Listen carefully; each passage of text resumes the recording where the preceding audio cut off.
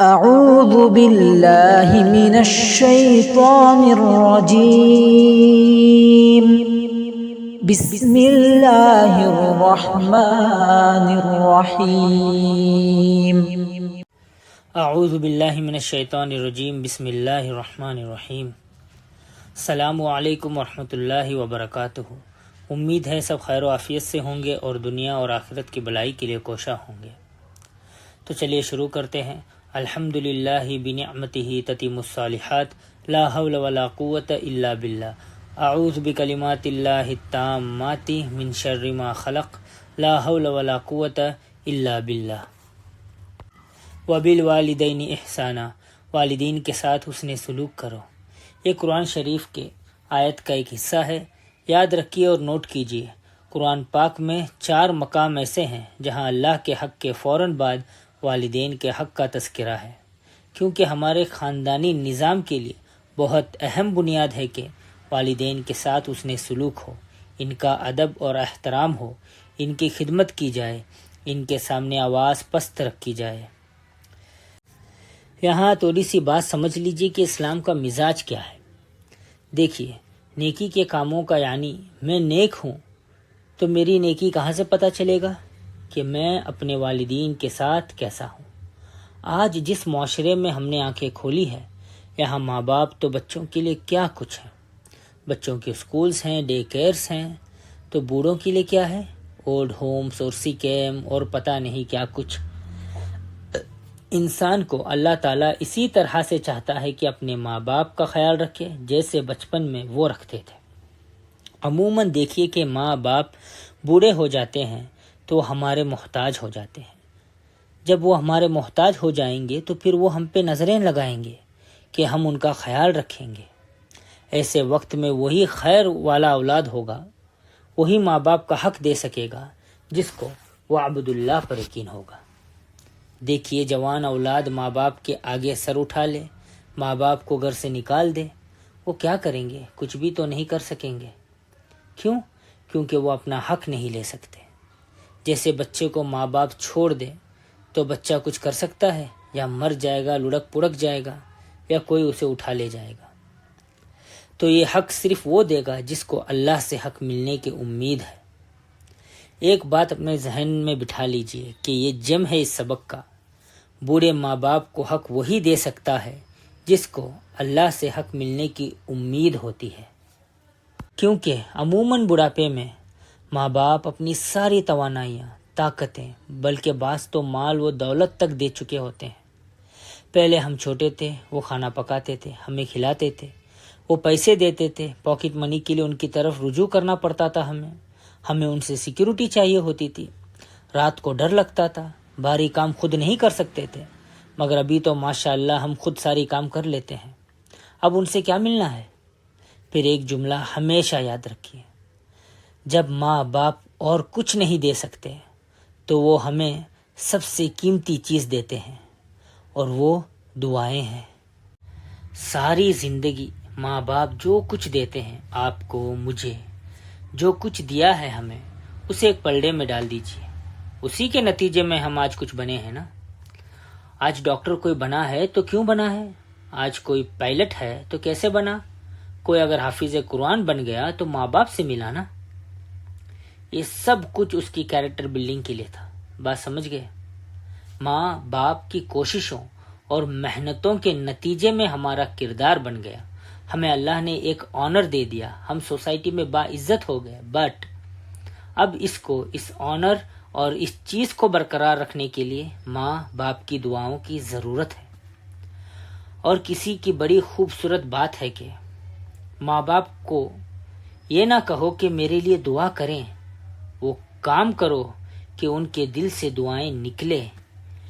کیونکہ یہ جملہ تو میں نے بھی بہت بار بولی ہے اپنے دوستوں سے کہ دعائیں مانگ کر نہیں لی جاتی، ایسے کام کیے جاتے ہیں کہ خود ہی دلوں سے دعائیں نکلیں۔ اور کبھی رات میں کسی کا خیال آ جائے، کسی کا کروٹ پلٹنے میں خیال آ جائے، کسی کا سحریوں میں خیال آ جائے، کسی کا تہجدوں میں خیال آ جائے، ایسا کردار بنے کہ لوگ آپ کے لیے دعائیں خود کریں۔ ہم دل دکا کے کہتے ہیں کہ ویسے دعاؤں میں ضرور یاد رکھیے گا۔ یہی دعا ہو سکتی ہے کہ اللہ آپ کو ہدایت دے دے، اور تو کچھ نہیں ہو سکتا ہے فی الحال۔ تو یاد رکھیے، ماں باپ کے ساتھ تعلق کی بات ہے، جتنا زیادہ انسان اپنے گھر کے اندر نیکی، رحم اور محبت کی فضا رکھتا ہے، باہر جا کے بھی اچھا ہوگا۔ اور یاد رکھیے کہ ماں باپ سے محبت کرنا بندے کے فطرت میں رکھا ہوا ہے۔ ساتھ ہی ساتھ جو رشتہ دار ہے اور محتاج ہے، یہ ہمارے ساتھ رہنے والے انسان ہیں، ان کے ساتھ اچھا معاملہ کرنا ہمارے انسان ہونے کا ثبوت ہے۔ رشتوں میں کشش ہوتی ہے فطری طور پہ، اور خاص طور پہ ماں باپ پہ یہاں احسان کی بات ہے۔ ایک لیکچر ہے اس پہ، الحمدللہ مجھے یاد نہیں، اسی نام سے ہے شاید، ماں باپ میرے جنت میرے جہنم۔ میرا خیال ہے 20 سے 22 احسان کے طریقے لکھائے تھے، جس میں سب سے پہلا ابھی بتا دیتا ہوں کہ آپ ان کے لیے شکر گزار ہو، بی تھینکفل ٹو دیم۔ ورنہ میں نے تو آج وہ بھی جملے ماں باپ کے منہ سے سنے ہیں کہ وہ کہتے ہیں، ہمارے بچے کہتے ہیں کہ آپ نے ہمیں کیوں پیدا کیا، نہ کرتے، اٹ واز یور پلیئر، یہ آپ کی مرضی تھی، اب ہم پیدا ہو گئے ہیں تو اب ہم کیا کریں۔ یہاں تک زبانیں کھل گئی ہیں آج، اتنا بولڈ کر دیا ہے وقت نے اور تعلیم نے بچوں کو کہ کہتے ہیں نہ کرے پیدا، ہم نے کب کہا تھا کرو۔ لیکن اسلام تو کہتا ہے کہ رب ارحمہما کما ربیانی صغیرا۔ اور سورۃ بنی اسرائیل میں اللہ تبارک و تعالیٰ نے ہمیں ماں باپ کے سامنے بیٹھنے کا طریقہ بھی سکھایا ہے، ان کے سامنے چلنے کا، کھڑے ہونے کا، بولنے کا طریقہ بھی سکھایا ہے۔ آیت کریمہ ہے، اللہ تبارک و تعالیٰ فرماتے ہیں، اور آپ کے رب نے فیصلہ کر دیا کہ تم اس کے سوا کسی اور کی عبادت نہ کرو اور والدین کے ساتھ اچھے سلوک کرو۔ اگر آپ کے پاس ان دونوں میں سے ایک یا دونوں بڑھاپے کو پہنچ جائے، دونوں کو اف نہ کہو۔ آپ دیکھیے، اف، کسی نے کہا کہ اف ایک پھونک ہوتی ہے نا، اس سے ماں باپ کے دل کا چراغ بجھ جائے گا۔ اور مفسرین کہتے ہیں کہ اگر اف، الف اور فا دو لفظ ہے، صرف دو لفظ ہے، اف سے بھی کوئی چھوٹا لفظ ہوتا تو اللہ تعالیٰ وہ لکھتے۔ وہ کہتے ہیں کہ ماں باپ کے آگے اف نہ بولو۔ اور آج کے بچے، you are very mean, you are فلاں فلاں فلاں، اور آج تو ماں باپ کو وہ خری خری سنا کے چلے جاتے ہیں، آپ تو ہیں ہی stupid, you are so stupid, کچھ سمجھ نہیں آتا آپ کو۔ اور ساتھ ہی کہا کہ نہ ان کو جھڑکو، ان سے صرف عزت والی بات کرو۔ میں نے دیکھا ہے ادھر بنگلور میں زیادہ تر غریب عورتیں رات کے کام پہ جاتی ہیں۔ میں نے پتہ لگایا تو بتایا کہ وہ عورتیں جو نائٹ شفٹ کرتی ہیں IIT اور کمپنیز میں، ان کے بچوں کو سنبھالنے، وہ کیا کہتے ہیں، وہ بیبی سٹر بن کے۔ میں نے کہا یہ انسان کے بچوں کو جانور بنا رہے ہیں۔ عورت گھر میں رات کو نہ آئے گی تو وہ بیوی بنے گی اور وہ ماں بنے گی۔ یہ کیسی حماقت اور افسوس والی حالات ہم نے پیدا کر لی ہے کہ خود کے بچوں کو روتا چھوڑ کر غیروں کے بچے پالنے جا رہے ہیں۔ تو پھر کل اگر وہ آپ کو ڈال آئے کسی اولڈ ایج ہوم میں تو کیا بڑی بات ہوئی؟ یاد رکھیے، ہمارے بچے اس ماحول میں نہیں جاتے روز، یہ قرآن سے جڑنے سے بات بنتی ہے۔ آج کیوں اتنے ڈفرینسز؟ رشتوں میں کٹور پن، آنکھوں میں سرد مہری، اور ابھی تو ہم کھلا پلا رہے ہیں۔ اگر میں کہتا ہوں کہ دین نکال دیا جائے تو آج گوروں کو دیکھیے کیا حالت ہے ان کی، کیا حالات ہیں ان کے۔ ہاں، ان کے ماں باپ کہاں پڑے ہوئے؟ اولڈ ایج ہوم میں۔ میں نے ایک نان مسلم بچی کے ساتھ باتیں کی، ابھی ایک 2-3 دن پہلے کی بات ہے۔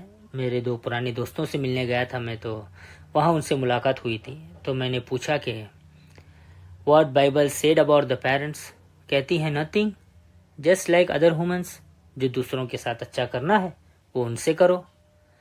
تو یاد رکھیے گا، اگر ہم اپنے بچوں کو اللہ سے جوڑیں گے نا تو وہ ہم سے جڑیں گے۔ یہ جملہ اپنے ذہن میں لکھ لیں۔ آج ہم نے اپنی اولاد کو کٹی پتنگ کی طرح چھوڑ دیا تو وہ ہم سے بھی کٹ جائیں گے۔ ہم نے انہیں اللہ سے کم جوڑ کر دنیا سے جوڑا ہے۔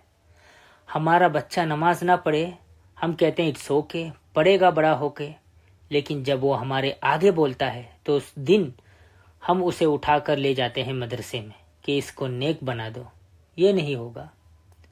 نوٹ کر لیں، چند باتیں اپنے ذہن میں ذہن نشین کر لیں. ماں باپ کے ساتھ حسن سلوک نہ کرنے والا دنیا میں کیا دیکھتا ہے؟ اس کی دنیا کیا ہوتی ہے؟ تو جواب ہے والدین کو ستانے کی سزا آخرت سے پہلے دنیا میں ملتی ہے. یہ صحیح روایت ہے. عقوق الوالدین کہتے ہیں اسے، جیسے حقوق ہے نا ہا سے، اسی طرح عین ہے عقوق الوالدین، ماں باپ کی نافرمانی. تو حدیث میں آتا ہے، سن لیجئے، عبداللہ بن ابی اوفا کی روایت ہے، کہتے ہیں کہ ہم اللہ کے نبی کی خدمت میں حاضر تھے. ایک آدمی آ کر عرض کرنے لگا، ایک نوجوان عالم نزا میں ہے، اس کو کہا جاتا ہے کہ لا الہ الا اللہ پڑھو، لیکن نہیں پڑھ سکتا. رسول اللہ صلی اللہ علیہ وسلم نے پوچھا کہ وہ نماز پڑھتا تھا؟ تو آنے والے نے کہا جی ہاں. آپ اٹھ کر چل دیے، ہم بھی آپ کے ساتھ چل دیے. یعنی آپ نے پہلے ویریفائی کیا کہ یہ نمازی شخص ہے، پھر گئے اس کے پاس. پھر آپ اس نوجوان کے پاس تشریف لائے اور کہا کہو لا الہ الا اللہ. کہنے لگا میں نہیں کہہ سکتا. فرمایا کیا وجہ ہے؟ کسی نے عرض کیا یہ اپنی والدہ کی نافرمانی کرتا تھا. نبی صلی اللہ علیہ وسلم نے کہا کہ اس کی والدہ زندہ ہے؟ لوگوں نے عرض کیا جی ہاں. فرمایا اسے بلا لاؤ. والدہ کو بلایا گیا، وہ حاضر ہوئی. آپ نے فرمایا یہ تمہارا بیٹا ہے؟ کہنے لگی جی ہاں. کہا تمہارا کیا خیال ہے اگر بہت بڑی آگ بھڑکائی جائے اور تمہیں کہا جائے کہ تم اس کی سفارش کرو گی تو ہم اس کو چھوڑ دیتے ہیں، ورنہ اس کو آگ میں جلا ڈالیں گے. کیا تم اس کی سفارش کرو گی یا جل جانے دو گی؟ اس نے عرض کیا تب تو رسول اللہ صلی اللہ علیہ وآلہ وسلم میں سفارش کروں گی. آپ نے ارشاد فرمایا پھر اللہ کو اور مجھے گواہ بنا کر کہو کہ تم اس سے راضی ہو. عرض کرنے لگی یا اللہ میں تجھے اور تیرے رسول کو گواہ بنا کر کہتی ہوں کہ میں اپنے بیٹے سے راضی ہو گئی ہوں.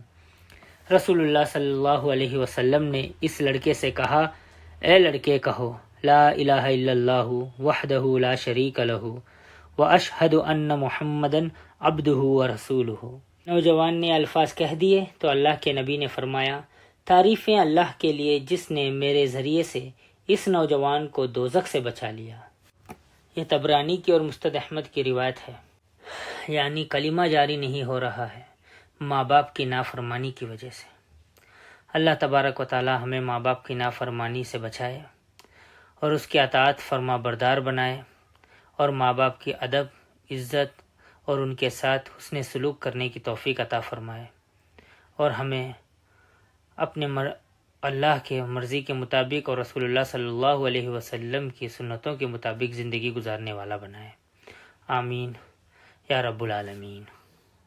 إن هذا القرآن يهدي للتي هي أقوم ويبشر المؤمنين الذين يعملون الصالحات أن لهم أجرا كبيرا